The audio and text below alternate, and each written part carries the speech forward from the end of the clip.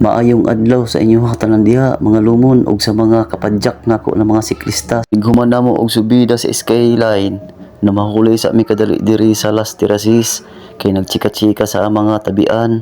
So wala namin nagruta og layo kay ang atong sponsor na i-duty karon. Siya man gud naga-open sa budiga. Kay giuhuman ang inyong kapadyak. So nagdesisyon sa mi na mohulong sa diri aron mag-inom mi og sabaw sa buko. Kay makauhaw man jud ning sige ta sikad og bike. Samtang nagbayad pa atong sponsor, ipakita sad nato atong dagway be og nalaspag ba ni sigig sumikad sa bike. Oh, laspag oy. Bahala laspag, basta healthy lang. Kay sa manambok ta, unya kulang og resistensya. Maunang hatagan jud nato atong lawas og pasingot pirmi.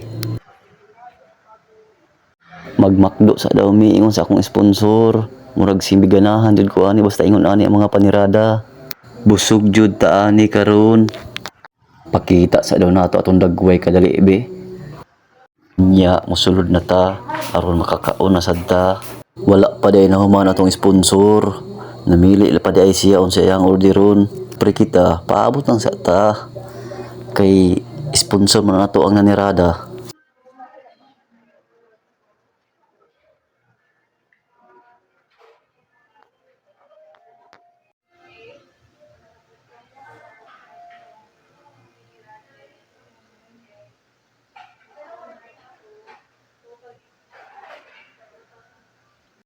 Ayay, nakapilit na jud atong sponsor.